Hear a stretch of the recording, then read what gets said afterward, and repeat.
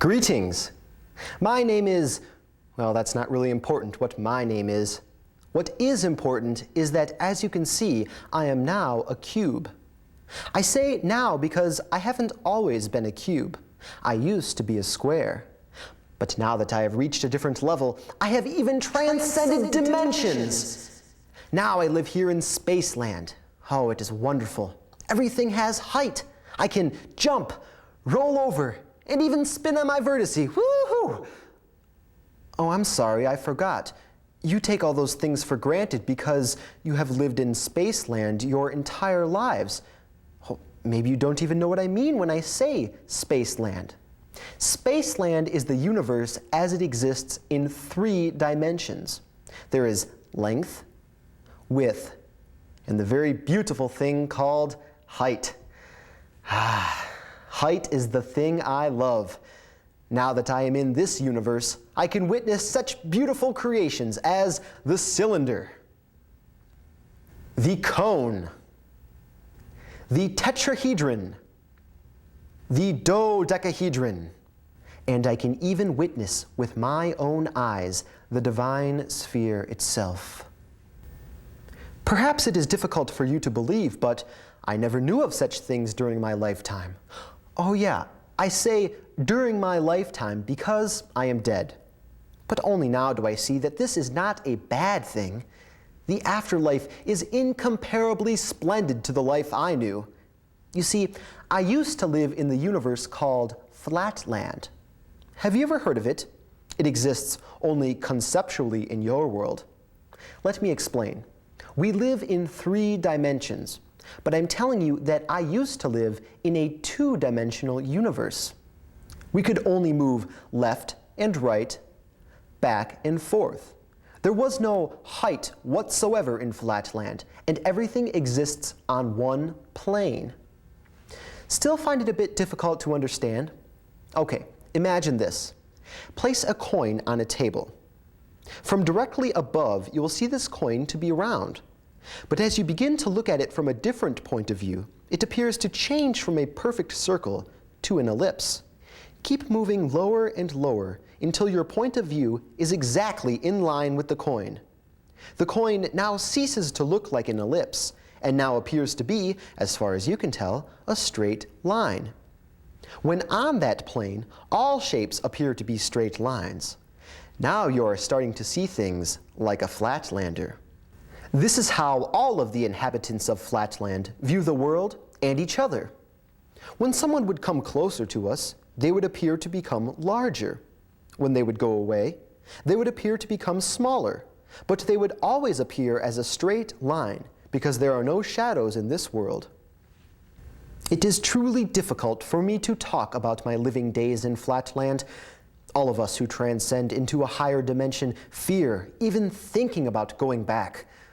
But I will tell you the tale of my life in that 2D prison in the hopes that it will help you understand your dimension just a little better.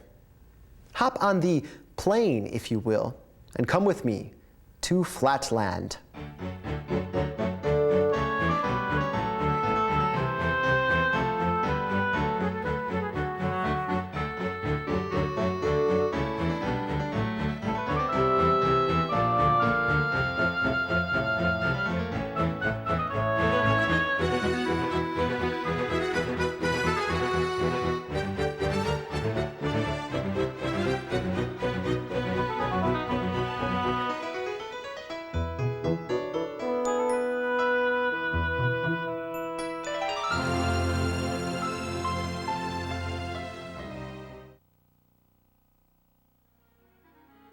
This is my hometown. It has all of the same stuff your world has, except only in 2 dimensions. Our women here are straight lines. Our soldiers and the lowest classes are triangles with 2 equal sides and angles. We call these lower classmen isosceles, meaning a triangle with 2 equal sides. Our middle class are triangles with all sides and angles being equal. Therefore, they have the title of equilateral. Our professional men are squares, to which class I belong to. as well as 5-sided figures, or pentagons. The next class up are the nobility, who start by having 6 sides, the hexagons, and from there, rising until they receive the honorable title of polygonal, or many-sided. Finally, when the number of sides becomes so numerous, and the sides themselves so small, that the figure cannot be distinguished from a circle, he is included in the circular, or priestly order, and this is the highest class of all. It is a law of nature that a male child shall have 1 more side than his father. The son of a square is a pentagon, the son of a pentagon is a hexagon, and so on. But this rule doesn't always apply to the tradesmen or equilaterals, and almost never applies to the isosceles men. The son of an isosceles is always an isosceles. They have no chance to move up in rank and nobility. In Flatland, if one runs into a very acute angle, they are hurt. Ow! So the isosceles, equipped with their very small non-base angles, are dangerous. Hey, watch where you're going. But the women are deadly. Not only do their 2 endpoints make them dangerous, they can also make themselves invisible. How, you may ask? Well, think of this. Place a needle on a table. If you look at it from the side, it will look like a straight line. But if you turn so you are looking at it directly from the sharp end, it will appear only as a point. If a woman approaches you from this angle, you can imagine how difficult it is to see her. Because women are seen as a threat to society, the government of Flatland has passed 2 laws for the safety of everyone. Number 1. Every house shall have a special entrance for females where they can enter in a becoming and respectful manner. Number 2. For visibility purposes, women are required to move their backs from side to side at all times when not alone in their bedrooms, because if they didn't move, nobody could see a woman walking towards us. You can imagine this law saves the lives of millions every day. Now, I sense a question on the minds of my knowledgeable students. That is, if everything looks like a straight line, how can you tell the difference between the shapes? Well, this is a very good question. You Spacelanders are blessed with shade and light, endowed with 2 eyes and the knowledge of perspective, given the enjoyment of different colors. You can actually see an angle and contemplate the complete circumference of a circle in the happy region of 3 dimensions. Well, we have none of that, so we usually have to resort to recognition by feeling. Do you want to go get a bite to eat? Can you allow me to feel your sides? Show. Ew, get away from you, isosceles scum. Hey. I only date people with angles 90 degrees or higher. At least I have angles. Here, I must point out that this feeling recognition only works because there are only regular shapes in Flatland. I mean, women are not only lines, but straight lines. At least 2 angles of every triangle are congruent, and each angle of a polygon is identical. But irregular shapes are born from time to time, such as the crooked line, or a half triangle, half square, or even a part polygon, part triangle. They are the outcasts in society, and lots of people don't like them at all. How could the people of Flatland allow someone who has a triangular front and a polygon back to live his life like us normal people? No! He is a freak! Yeah! These half polygons aren't going to take away my job. Yeah! We must eliminate all those who go deviant more than a half degree. Everyone in Flatland must conform. Yeah! This is the case throughout Flatland. These irregular shapes are shunned from everyone and aren't allowed to exist in society. And it's a sad situation, but I guess it happens in your world too, right? But now that you know what my world was all about, I think I should address a burning issue at hand. That is, How did I come to be here in Spaceland? Well, my journey was first in the mind, then in the body. You see, in Flatland, I started to think like a Spacelander. I started to realize that there was more to this universe than just a single plane. I came to this realization one night after I had a dream. Ah! Who's that? Oh, Father. I'm sorry I missed church today, but I was so busy. I am not a priest. But your sides are so smooth. How can you not be a circle? I am a circle, in a sense. Actually, I am lots of circles combined. What? Hey, where did you come from? From above. No. My roof was just repaired. It has no openings. I came from above, but not north. I don't know what you're talking about. Your wife, how many dimensions is she? She is a line, so that is one dimension. And how many dimensions is everything else here? 2, of course. Just like everything else in the whole universe. I am from the third dimension, the dimension of height. What do you mean? Are you talking about brightness? No. Listen to me. You are living on a plane. Everything exists to you in 2 dimensions, but I am telling you there is a third dimension. I am made up of an infinite number of circles. I am called a sphere in my land.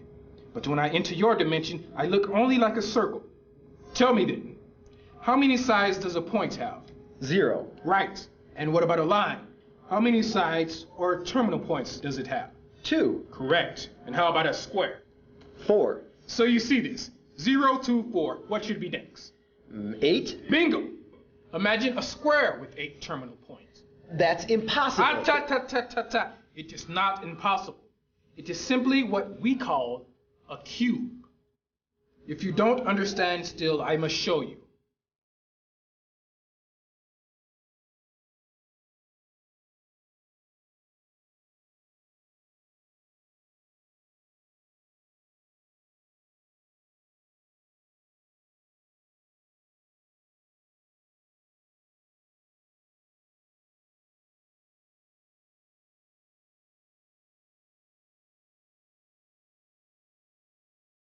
I can't believe I didn't see this before.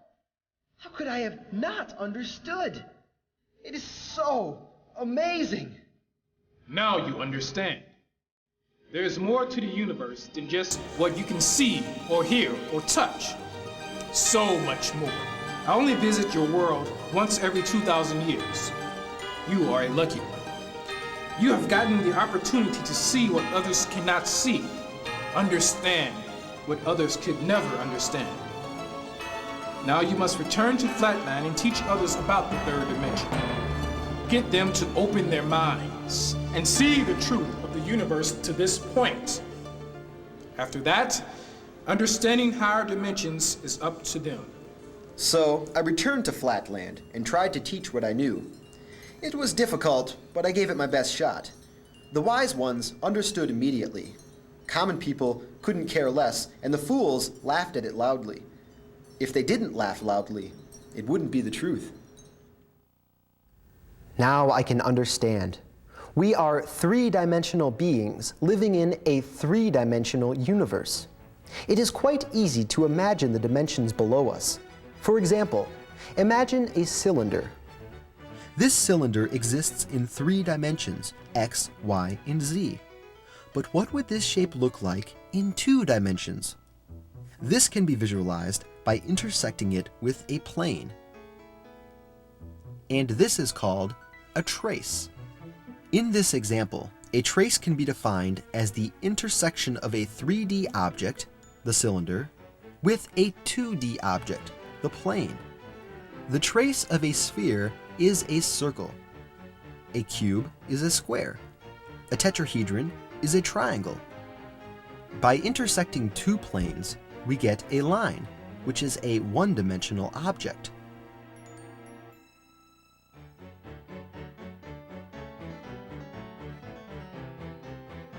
So what if we were to trace a 2D object into this 1D space? The result would always be a line.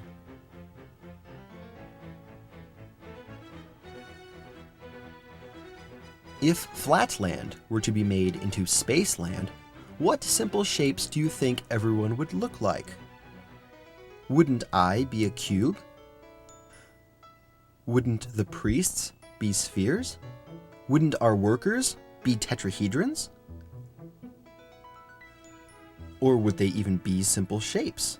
Because they are being traced or intersected by a plane, couldn't their shapes be something more magnificent? Perhaps our priests could be three-dimensional trumpet curves. Isn't the 2D trace of a trumpet curve always a circle? Could our workers have looked like this? If so, their traces would always be a triangle of varying sizes. In 3D, could I perhaps look like this? Any intersection of this would result in a cube. But now this is going to throw you for a loop. If 1D objects are simply the traces of 2D objects, and 2D objects are simply the traces of 3D objects, what, may I ask, is a 3D object the trace of? With these tracing rules, wouldn't all 3D objects be the trace of a 4D object? What could this 4D object possibly look like? Perhaps we would have to fundamentally change our brains to imagine this. Maybe we would have to reprogram our minds to exist in a 4D world? Is it possible for us to imagine a 4D universe with a 3D brain? I did what we have to do. I reprogrammed my brain to exist in the third dimension. This was simply unimaginable to everyone else. They could not change their minds fundamentally to accept that there was a third dimension. In Flatland, everyone has 2D brains, so therefore they could never imagine the 3D universe. I was the only one that was able to take the leap and jump into the next dimension. Has anyone done this in the universe we know? To take it one step further, what would the fourth dimension be a trace of? Wouldn't a 4D object simply be the trace of a 5D object? A 4D object would indeed be the trace of a 5D object in its space. What about the sixth dimension? 7th, 8th, 9th, 100th? What would the 1,000,000th dimension look like? We simply cannot visualize it with our current geometry. So you think about that, and perhaps we'll meet again on another level.